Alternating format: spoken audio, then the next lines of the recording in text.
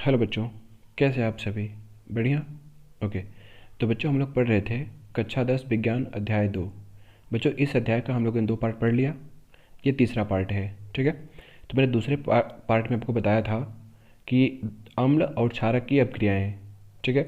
तो मैंने सारी क्रियाएँ पढ़ा दी थी। मैं एक बार फिर से आपको रिवाइज करवा देता हूँ, ठीक है। फिर नया टॉपिक शुरू करता हूँ। तो चलिए, कॉपी पेन लेके रेडी हो जाइए, स्टार्ट करते हैं वीडियो को, ठीक है। देखिए, मैंने आपको कल बताया था कि अगर जो अम्ल है, ठीक है बच्चों, अम्ल की अपक्रियाएं अगर हम लोग करते हैं धातु के साथ, किसके साथ? धातु के साथ, तो क्या बनेगा? याद है आपको ना, नोट्स बनाए थे आप लोग। तो क्या बनेगा? अम्ल और धातु की जब अपक्रिया होगी तो क्या बनेगा? लवण और H2, ठीक है। अगर इसी अम्ल की अपक्रिया हम लोग कराते हैं किसके साथ? धात्विक ऑक्साइड के साथ, तब क्या बनेगा बच्चों? जल बनेगा। और क्या बनेगा? लवण, ठीक है। अगर इसी अम्ल की अपक्रिया हम लोग कराते हैं किसके? धातु क्या? बाइक कार्बोनेट लेकर के। बच्चों, बाइक कार्बोनेट बताया था ना, जिसमें H होता है, HCO3 बाइक कार्बोनेट, और कार्बोनेट CO3, याद है ना, ठीक है। तो क्या बनेगा? तो बनेगा लवण, CO2 और जल, ठीक है। अगर हम लोग क्या करते हैं कि अम्ल की क्रिया कराते हैं किससे? धातु के कार्बोनेट से। किससे बच्चों? धातु के कार्बोनेट से। तो क्या बनेगा? सेम यही जो इधर बना था। तो लवण बनेगा, CO2 बनेगा और जल बनेगा, ठीक है। अगर बच्चों अम्ल की अपक्रिया हम लोग क्या करते हैं? क्षारक के साथ करा देते हैं, उदासीनीकरण क्रिया बताए थे ना, तो क्या बनेगा? लवण और जल। लवण कैसा बनेगा? अम्ली या क्षारी या उदासीन? तो उदासीन बनेगा, ठीक है।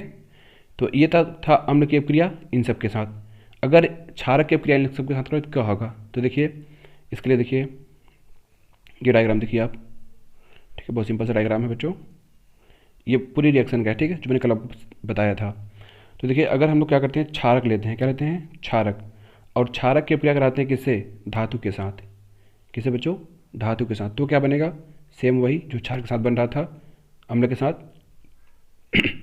लवण और H2 गैस। अगर अधात्विक ऑक्साइड कराते तो बच्चों इसमें धात्विक ऑक्साइड नहीं होगा, इसमें अधात्विक ऑक्साइड होगा, ठीक है। जो अम्ल थे वो धातु के साथ कर रहे थे, लेकिन ये अधात्विक ऑक्साइड के साथ करेंगे, धात्विक ऑक्साइड के साथ नहीं करेंगे, ठीक है। तब क्या बनेगा? वही लवण और जल। अगर इसी क्षारक की क्रिया हम लोग कराते हैं कि धातु बाई कार्बोनेट से, किसे कराते हैं? धातु के बाई कार्बोनेट से, तो बच्चों कल बताते इससे कोई रिएक्शन नहीं होगा, इसमें रिएक्शन ही नहीं होगा, ठीक है, कोई रिएक्शन नहीं होगा। अगर धातु का कार्बोनेट लेते हैं तब भी कोई रिएक्शन नहीं होगा, यानी कोई क्रिया नहीं देता, मतलब कोई रिएक्शन नहीं होगा, ठीक है बच्चों। अगर हम लोग क्या करते हैं कि क्षारक की क्रिया कराते हैं किससे? अम्ल से, तो चाहे अम्ल की क्षारक से करवाइए या क्षारक की अम्ल से, कोई डिफरेंस नहीं है, ठीक है। दोनों का मतलब वही है, चाहे 2 × 4 करिए या 4 × 2 करिए, रिएक्शन दोनों आपस में करेंगे तो वही बनेगा, क्या? लवण और जल। तो बच्चों समझ में आ गया, ठीक है। चलिए, अब हम लोग क्या करते हैं कि अम्ल और क्षारक में क्या समानता देखते हैं, ठीक है। चलिए, डाली हेडिंग, ये आपकी नहीं, आज की हेडिंग है अम्ल और क्षारक की समानता। तो बच्चों क्या डालेंगे हेडिंग? अम्ल और क्षारक की समानता, ठीक है। चलिए, तो डाली हेडिंग अम्ल और क्षारकों की समानताएं। देखिए बच्चों, समानता क्या है कि सभी, सभी मतलब चाहे वो दुर्बल हों और चाहे प्रबल हों। यहाँ पे सभी का मतलब दुर्बल या प्रबल, ठीक है ना, और कोई मतलब नहीं है। तो कह रहा है कि अम्ल जो होते हैं, सभी अम्ल, वो H+ आयन उत्पन्न करते हैं, ठीक है। जैसे HCl हो गया, H2SO4 हो गया, HNO3 हो गया, ये सब क्या करते हैं? H+ आयन उत्पन्न करते हैं। और जो क्षारक होते हैं वो क्या करते हैं? वो OH निगेटिव आयन देते हैं, ठीक है। क्या देते हैं? OH negative ion, hydroxide ion देते हैं, ठीक है। आगे देखिए बच्चों, नोट्स बनाते रहिए, ठीक है। अगर वीडियो की स्पीड तेज हो तो आप अपने अनुसार व्यवस्थित कर लीजिएगा, ठीक है। जब कोई अम्ल या क्षारक जल में मिलाया जाता है तो तनुकृत, बच्चों तनुकृत का मतलब होता है पतला होना। क्या होना? पतला होना। फिर देख लीजिएगा कि जब कोई अम्ल, जब कोई अम्ल या क्षारक जल में मिलाया जाता है तो तनुकृत होकर के, तनु मतलब होता है पतला, कृत मतलब होकर, युक्त होकर, तनुकृत हो जाता है। जल में मिलाने पर आयन की सांद्रता H3O पॉजिटिव, बच्चों ये क्या था? हाइड्रोनियम आयन था, या OH में प्रति इकाई आयतन की क्या होती है? कमी हो जाती है, ठीक है। चलिए आगे देखिएगा, क्षार तथा अम्ल की प्रबलता। अब ये क्षार और अम्ल की प्रबलता किस पे डिपेंड करता है उसको देखिएगा, ठीक है। तो डाली हेडिंग क्षार और अम्ल की प्रबलता। ठीक है बच्चों, डाली हेडिंग क्षार और अम्ल की प्रबलता। अब देखिए क्या करा है कि किसी क्षार या अम्ल की प्रबलता उसके द्वारा उत्पन्न H प्लस आयन या OH निगेटिव आयन। बच्चों ये H प्लस ऐसे पे है, ठीक है, यहाँ पे प्लस लगा ऊपर। ठीक है, तो क्या कह रहा है कि किसी क्षार या अम्ल की प्रबलता उसके H प्लस आयन या OH निगेटिव आयनों की संख्या पर निर्भर करती है। यानी कि वो जितने ज़्यादा H प्लस आयन देगी वो उतने ज़्यादा अम्लीय होगी, वो प्रबल होगा, और जो जितने ज़्यादा क्या OH आयन देगा वो उतना ज़्यादा क्या होगा, क्षार होगा। ठीक है, क्षारी होगा। देखिए कि किसी अम्ल या क्षारक की प्रबलता एक सार्वभौमिक सूचक द्वारा ज्ञात कर सकते हैं। जो सार्वभौमिक सूचक का मतलब कि जिसे हम लोग सब ज्ञात कर लें। ठीक है, तो देखिए ये है क्या कि सार्वभौमिक सूचक यानी कि यूनिवर्सल इंडिकेटर। मैंने इंडिकेटर आपको ऊपर पढ़ाया था फर्स्ट वीडियो में, फर्स्ट पार्ट में। ठीक है, देखिए ये बनता कैसे है, जो सार्वभौमिक सूचक है, यूनिवर्सल इंडिकेटर है, ये बनता कैसे है, ये अनेक सूचकों का मिश्रण होता है। ठीक है, जैसे मैंने आपको बताया था कई ठो, तो उन सबको मिला के बनता है क्या आपका यूनिवर्सल इंडिकेटर। देखिए इसमें होता क्या है, यह सूचक किसी विलयन में हाइड्रोजन आयन की विभिन्न सांद्रताओं को विभिन्न रंगों में प्रदर्शित करता है। यानी कि सांद्रता जैसे जैसे बढ़ेगी या घटेगी तो उसके कलर भी क्या होंगे, वैसे वैसे चेंज होते रहेंगे, बदलते रहेंगे। ठीक है बच्चों, चलिए आगे देखिए। तो अब वो जो यूनिवर्सल इंडिकेटर है वो क्या है, वो है पीएच स्केल। क्या बच्चों, पीएच स्केल। देखिए लिखा है पीएच स्केल। क्या बच्चों, पीएच स्केल। ठीक है, तो देखिए इसको पीएच स्केल को करा कि किसी विलयन में उपस्थित H प्लस आयन की सांद्रता, जो सांद्रता मैंने बताया था आपको, उसका गाढ़ापन, ठीक है, उसकी मौजूदगी जो होती है, ज्ञात करने के लिए एक स्केल विकसित किया गया जिसे पीएच स्केल कहते हैं। क्या कहते हैं बच्चों, पीएच स्केल। ठीक है, चलिए आगे देखिए कि पीएच में पी जो है वो पुपांस यानी कि पोटेंज, जो एक जर्मन शब्द है जिसका अर्थ होता है शक्ति। क्या होता है, शक्ति, यानी कि जो पी है पावर। ठीक है, वो ये पी से यहाँ पावर नहीं होगा, पी से होगा पोटेंज। ठीक है, इसका मतलब ये जर्मन वर्ड है। ठीक है, अगर हम लोग इंग्लिश में बोलेंगे तो बोलेंगे पावर। ठीक है, पावर ऑफ हाइड्रोजन कह सकते हैं, पावर ऑफ हाइड्रोजन। ठीक है, तो ये क्या करता है कि जो पावर बताता है, शक्ति बताता है। ठीक है, देखिए अगर पीएच की वैल्यू कितनी हो जाए, 7, क्या हो जाए बच्चों, 7 हो जाए। देखिए पीएच इक्वल टू 7 लिखा हुआ है ना, तो इसका मतलब क्या होगा, जो आपका विलयन होगा, सोल्यूशन होगा, वो कैसा होगा, वो उदासीन होगा। मतलब ना वो अम्ल रहेगा और ना ही क्षार। ठीक है, अगर पीएच की वैल्यू मतलब इसकी जो पावर है पीएच की, ठीक है ना, अगर वो 7 से क्या हो जाए, कम हो जाए, 7 से कम, तो क्या हो जाएगा, आपका जो विलयन होगा वो कैसा हो जाएगा बच्चों, अम्ली हो जाएगा। कैसा हो जाएगा, अम्ली। ठीक है, अगर पीएच की वैल्यू 7 से ज़्यादा हो जाए, कितना, 7 से ज़्यादा, तो आपका विलयन कैसा होगा, क्षारी होगा। अभी मैं आपको पूरा पीएच इसका दिखा रहा हूँ। ठीक है, डिटेल्स में। तो बस आपको इतना रखना है कि अगर पीएच की वैल्यू 7 हो जाए, कितनी हो जाए बच्चों, 7, तो विलयन कैसा होगा, उदासीन। अगर पीएच की वैल्यू 7 से कम हो जाए तो विलयन कैसा होगा, अम्लीय होगा। अगर पीएच की वैल्यू 7 से अधिक हो जाए तो विलयन कैसा होगा, क्षारी होगा। ठीक है, तो बच्चों देखिए यह स्केल 0 से 14 तक, कहाँ से 0 से 14 तक पीएच ज्ञात करने के लिए उपयोग में लाया जाता है। तो स्केल में कितना मान होता है, 0 से 14 तक। ठीक है बच्चों, चलिए आगे देखिए। तो बच्चों देखिए ये है आपकी स्केल। ठीक है, तो मैं थोड़ा समझा रहा हूँ इसको। देखिए कैसे, देखिए बच्चों इधर क्या है कि कम है ना, इधर क्या है, कम है, और जैसे आप इधर जाएंगे तो देखिए बड़ा हो रहा है ना, बढ़ रहा है ना। तो इसका मतलब क्या है कि जो ये H प्लस आयन की मात्रा है ये इधर जाने पर क्या हो रही है, बढ़ रही है। मात्रा क्या हो रही है, बढ़ रही है। किधर, इधर जाने पर। तो जितने ज़्यादा मैंने बताया था कि अगर H प्लस आयन जितने ज़्यादा होगी, ठीक है, तो वो उतना ही क्या होगा, प्रबल होगा, और जितना कम होगा उतना क्या हो जाएगा, वो कमज़ोर हो जाएगा। ठीक है, तो देखिए जब बहुत कम था H प्लस आयन की मात्रा तो ये कैसा था, दुर्बल अम्ल था। देखिए तो ये आपके क्या हो जाएंगे, दुर्बल अम्ल हो जाएंगे। ठीक है, और अगर हम लोग इधर जाते हैं ऊपर की ओर तो इधर H प्लस आयन की मात्रा बढ़ जाएगी, और जब H प्लस आयन की मात्रा बढ़ेगी तो क्या हो जाएगा, अम्ल कैसा हो जाएगा, प्रबल हो जाएगा, जैसे HCl, H2SO4 और HNO3।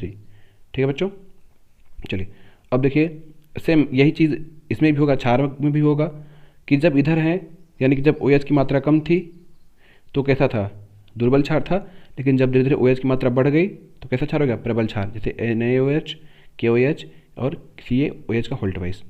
तो मुझे समझ में आ गया कि जितने ज़्यादा H प्लस आयन की मात्रा होगी उतनी ज़्यादा वो क्या होगा, प्रबल होगा, ठीक है, उसकी सांद्रता उतनी ही ज़्यादा होगी। अगर जितनी ज़्यादा OH की मात्रा ज़्यादा होगी वो उतना ज़्यादा क्या होगा, प्रबल होगा, ठीक है। चलिए समझ में आ गया आपको ये, ठीक है। चलिए आगे देखिए, देखिए बच्चों ये क्या कह रहा है कि ये आपकी स्केल है, ठीक है, जीरो से कहाँ देखिए, ये आपकी स्केल मान लीजिए, ठीक है, जो जीरो से कहाँ तक है बच्चों, 14 तक है, ठीक है।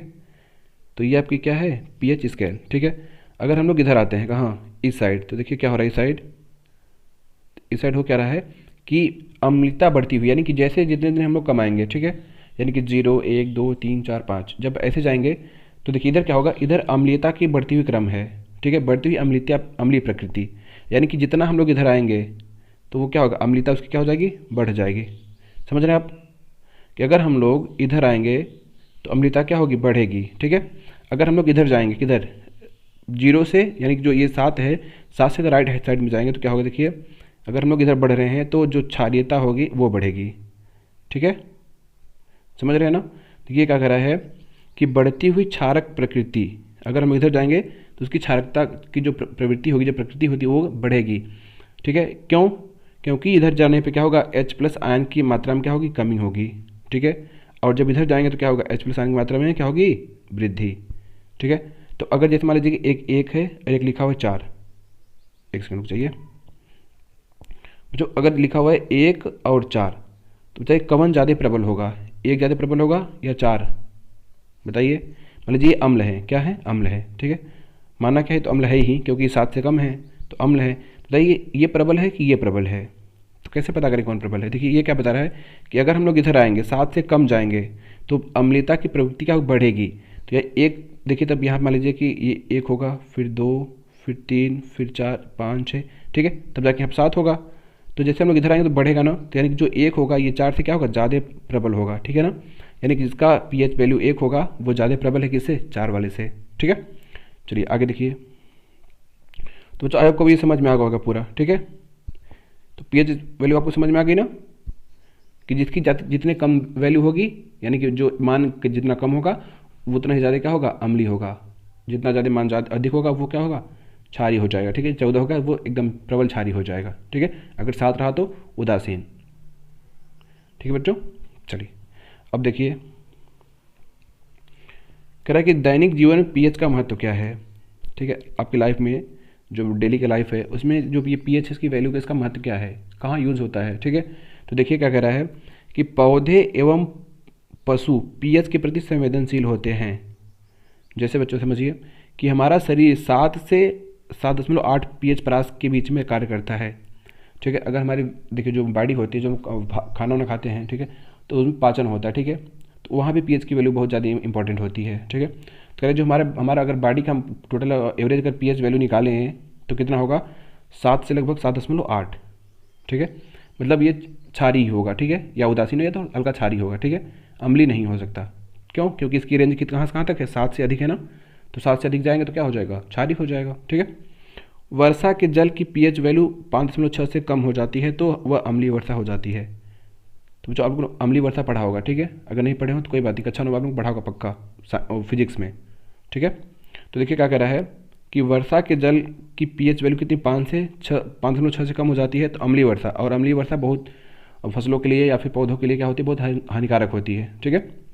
चलिए आगे देखिए, जो दूसरा पॉइंट क्या कह रहा है कि पीएच का, मिट्टी का पीएच जो ज़मीन होती है, ठीक है, उसका पीएच कितना होता है। पीएच से क्या मतलब होता है, अगर पीएच कम ज़्यादा होगा तो उसकी जो उपजाऊ होगी, ठीक है, उर्वर शक्ति होगी, उसमें कम या ज़्यादा हो जाएगा, ठीक है। क्या क्या कह रहा है कि अच्छी उपज के लिए पौधों के लिए एक विशिष्ट पीएच परास की आवश्यकता होती है।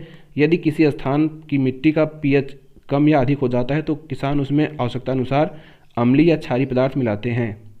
बच्चों उपजाऊ मिट्टी को उपजाऊ बनाने के लिए एक निश्चित पीएच परास होता है, ठीक है ना। अगर उससे कम या ज़्यादा हो जाएगा तो वहाँ पे जो फसल होगी वो पैदा नहीं होगी, ठीक है। तो उसके हिसाब से जो किसान होते हैं उसमें वो दवाएं डालते हैं, ठीक है, क्योंकि पीएच की वैल्यू कम या ज़्यादा करने के लिए, ठीक है। मिट्टी का परीक्षण होता है, फिर जो होते हैं वो बताते हैं कि इसमें पीएच की वैल्यू ज़्यादा है या कम है, तो उसके अनुसार उसमें रसायन डाले जाते हैं जिससे वो ठीक हो जाती है, ठीक है। अब हमारे पाचन तंत्र का पीएच मैंने ऊपर बताया था आपको। ये बच्चों क्या कह रहा है कि यहाँ से, ठीक है, कि हमारा उदर बच्चों उदर मतलब जो स्टमक जो पेट होता है, ठीक है, जिसमें खाना रहता है, स्टोर रहता है, ठीक है। तो हाइड्रोक्लोरिक एसिड यानी कि HCl उत्पन्न करता है कौन? स्टमक, ठीक है, जो भोजन के पाचन में सहायक होता है। अगर ये HCl नहीं उत्पन्न हुआ तो खाना नहीं पचेगा, ठीक है। आगे देखिए कि अपच की स्थिति में उदर अधिक मात्रा में अम्ल उत्पन्न करता है, जिसके कारण उदर में दर्द व जलन का अनुभव होता है। बच्चों जब खाना नहीं पचता है तो होता क्या है कि जो हमारा स्टमक होता है वो बहुत ज़्यादा HCl को रिलीज़ कर देता है, ठीक है। और जब HCl रिलीज होगा तो क्या होगा कि पेट में जलन होगा। क्यों? क्योंकि जो हाइड्रोक्लोरिक अम्ल होता है वो जला देता है, ठीक है, वो बहुत ज़्यादा प्रबल होता है। HCl बहुत एक प्रबल अम्ल है, मैंने बताया था आपको, ठीक है। और प्रबल अम्ल के बारे में मैंने पूरा बता दिया था डिटेल्स में, किसी जलने का डर रहता है, वो ज्वलनशील होता है, ठीक है। तो देखिए होगा क्या कि जब खाना अपच हो जाए, खाना नहीं पचेगा, तो जो स्टमक होगा वो बहुत ज़्यादा पीएच क्या करेगा, सॉरी HCl रिलीज़ करेगा, ठीक है। और जब HCl रिलीज़ करेगा तो होगा क्या कि पेट में जलन होगी। बच्चों कभी कभी आप लोग देखते हैं कि जब खाना नहीं खाते हैं तो पेट में बहुत ज़्यादा जलन होती है। ऐसा क्यों होता है? इसी की वजह से होता है, ठीक है। जैसे मान लीजिए आप डेली खाना खाते हैं 10 बजे, एक दिन खाना नहीं खाए 10 बजे, तो होगा क्या कि जो आपका स्टमक होता है वो समझ जाता है कि मुझे डेली 10 बजे क्या करना है, इस टाइम HCl रिलीज़ करना है, और उस दिन आपने खाना नहीं खाया तो स्टमक क्या करेगा, अपने हिसाब से HCl क्या करेगा, रिलीज़ कर देगा, ठीक है। और जब HCl रिलीज़ करेगा तो खाना तो रहेगा नहीं वहाँ पचाने के लिए, तो क्या होगा कि वो स्किन में टच होगा और उससे क्या होगा कि पेट में जलन पैदा हो जाएगा, ठीक है। तो ये देखिए कि इस दर्द से मुक्त होने के लिए एंटासिड, बच्चों इस दर्द से मुक्त होने के लिए एंटासिड जैसे क्षारकों का उपयोग किया जाता है। अम्लता खत्म करने के लिए क्षारक डाले जाते हैं ना, तो जब हम लोग पेट में दर्द होता है तो हम क्या दवा लेते हैं, ठीक है। तो वो दवा यही होती है एंटासिड टाइप की, जो अम्ल की मात्रा को उदासीन करता है, जैसे मिल्क ऑफ मैग्नीसिया, ठीक है। तो ये क्या करता है बच्चों कि अम्ल की अम्लीयता खत्म कर देता है, ठीक है। तो वो न्यूट्रल हो जाता है, न्यूट्रल हो जाएगा तो किसी काम का नहीं रहेगा, पता ही आपको, ठीक है। चलिए आगे देखिए, पीएच परिवर्तन के कारण दंत क्षय। बच्चों अगर पीएच की वैल्यू बहुत ज़्यादा कम या ज़्यादा हो रही है तो आपके जो दांत हैं वो टूटने के संभावना होती है, ठीक है। देखिए कैसे होता है कि मुंह के पीएच का मान 5.5 से कम होने पर दांतों का क्षय प्रारंभ हो जाता है। अगर जो आपका माउथ है, ठीक है, तो अगर इसका पीएच वैल्यू, ठीक है, अगर नापा जाए तो अगर 5.5 से कम हो रहा है यानी कि ज़्यादा अम्लीय हो रहा है तो आपके जो दांत हैं वो गिरने के चांसेस ज़्यादा हैं, ठीक है। दांतों का इनेमल, जो दांत के जो ऊपरी भाग होते हैं, ठीक है, दंत वल्क कैल्शियम फास्फेट से बना होता है। किससे बच्चों? कैल्शियम फास्फेट से, जो कि बहुत मजबूत पदार्थ है, ठीक है, जो कि शरीर का सबसे कठोर पदार्थ होता है। यह जल में नहीं घुलता, लेकिन मुंह की पीएच वैल्यू 5.5 कम होने पर यह संचारित हो जाता है, ठीक है। तो मुझे क्या करा है कि जो ये कैल्शियम फास्फेट जो हमारा दांत बना होता है ये बहुत ही क्या होता है, मजबूत है, ये पानी में नहीं घुलता है, ठीक है। लेकिन अगर पीएच की वैल्यू 5.5 से कम हो जाए तो ये संचारित हो जाता है, ठीक है, यानी कि झड़ने लगता है, ठीक है। क्षारकी दंत मंजन का उपयोग करने से अम्ल की अधिक मात्रा को उदासीन किया जा सकता है। अगर ऐसा हो रहा है तो आप क्या करेंगे कि ऐसा मंजन यूज़ करेंगे जो आपका टूथपेस्ट होगा कि उसमें थोड़ा सा क्षार की मात्रा ज़्यादा हो, तो होगा क्या कि जो आपका पीएच वैल्यू कम हुआ रहेगा उसको मेंटेन कर लेगा, ठीक है। तो आपका दांत टूटने से बच जाएगा, ठीक है। चलिए अगला देखिए, चलिए बच्चों देखिए अगला क्या कर रहा है कि पशुओं एवं पौधों द्वारा उत्पन्न रसायनों से आत्मरक्षा, ठीक है। तो इनसे कैसे करेंगे आत्मरक्षा? ये कुछ क्या करते हैं कि रसायन उत्पन्न करते हैं, ठीक है, जैसे जलन और सूजन जैसा कुछ हो जाता है। क्या करें कि मधुमक्खी का डंक एक अम्ल छोड़ता है। बच्चों ये अम्ल कौन सा होता है? ये होता है फार्मिक अम्ल। कौन सा होता है? फार्मिक अम्ल। बच्चों मधुमक्खी के अलावा जो आपकी लाल चींटी होती हैं, जो बिच्छू होते हैं और जो बर्रे होते हैं, इन सब में फार्मिक अम्ल पाया जाता है। कौन सा अम्ल? फार्मिक अम्ल। इसका फार्मूला होता है HCOOH। लिख लीजिएगा HCOOH, ठीक है, ये फार्मूला होता है जिसके कारण दर्द एवं जलन का अनुभव होता है, ठीक है। जब भी कभी बच्चों आपको जो बर्रे होती है या बिच्छू होती है, लाल चींटी होती है, जैसे काटती तो फूल जाता है, सूजन हो जाता है और दर्द भी होता है, ठीक है। डंक मारे गए अंग में बेकिंग सोडा के उपयोग से आराम मिलता है, ठीक है। अगर कोई ऐसा होता है आपको डंक मारते हैं बिच्छू या फिर जो बर्रे होती है, लाल चींटी होती हैं, तो आप लोग बेकिंग सोडा इस्तेमाल कर सकते हैं, ठीक है। अगर देखिए बच्चों कि नेटल के डंक वाले बाल मेसेनॉइक अम्ल छोड़ देते हैं या छोड़ जाते हैं। बच्चों ये नेटल क्या होता है? नेटल एक पौधा होता है, ठीक है ना, जो जंगलों में पाया जाता है, ठीक है। तो नेटल क्या है?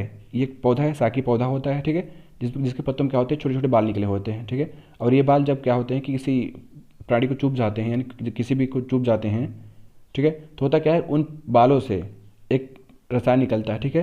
कौन सा अम्ल? मेसोनोइक अम्ल, ठीक है। तो देखिए क्या होता है क्या, कि जिसके कारण जलन वाले दर्द का अनुभव होता है, यानी जब होगा तो वो एकदम जैसे ऐसा लगे जैसे किसी ने डंक मार दिया हो, ठीक है। इसका इलाज डंक वाले स्थान पर डाक पौधे की पत्ती रगड़कर किया जा सकता है। बच्चों ये डाक पौधा क्या होता है, आपको पता है? नहीं पता, कोई बात नहीं। बच्चों ये जो डॉक होता है, इसका दूसरा नाम है पलास, ठीक है। डाक का दूसरा नाम क्या है? पलास। ये जंगलों में मिल जाता है, ठीक है ना, जहाँ पे पहाड़ी जैसा होता है, तो गांव में भी मिल जाता है, ठीक है, लेकिन ज़्यादातर यहाँ जंगलों में होता है, ठीक है। तो बच्चों इसका एक और नाम होता है छूल, ठीक है। छूल के नाम से भी इसको जानते हैं, या तो हमारा पलास तो है ही, ठीक है। तो इसकी पत्तियों का हम रगड़ लेंगे तो क्या हो जाएगा कि इसे आराम मिल जाएगा, ठीक है। इसके जो फूल होते हैं वो एकदम रेड कलर होते हैं, बहुत अच्छे लगते हैं, ठीक है। चलिए अगला देखिए, अगला टॉपिक आपका है कि लवड़ों का पीएच, ठीक है। जो सॉल्ट होते हैं उनकी पीएच क्या होती है। हम लोग ने अम्ल का पढ़ लिया, क्षार का पढ़ लिया, तो जो लवड़ होते हैं, जो सॉल्ट होते हैं, क्या उनका भी पीएच होता है? उसके बारे में देखिए क्या कह रहा है कि पहला एक नंबर ध्यान दीजिए कि अम्ल, प्रबल क्षार। बच्चों प्रबल अम्ल और प्रबल क्षार अगर मिलेंगे तो उदासीन लवण बनेगा। कैसा लवण बनेगा? उदासीन। उदासीन मतलब क्या हो जाएगा, उसकी वैल्यू कितनी हो जाएगी? 7 हो जाएगी। 7 का मतलब उदासीन। अगर पीएच किसी का 7 है तो उसका मतलब उदासीन है। दूसरा, अगर प्रबल अम्ल है और दुर्बल क्षार है, तो मैंने कल आपको बताया था कि अगर प्रबल अम्ल है, दुर्बल क्षार है, तो क्या बनेगा?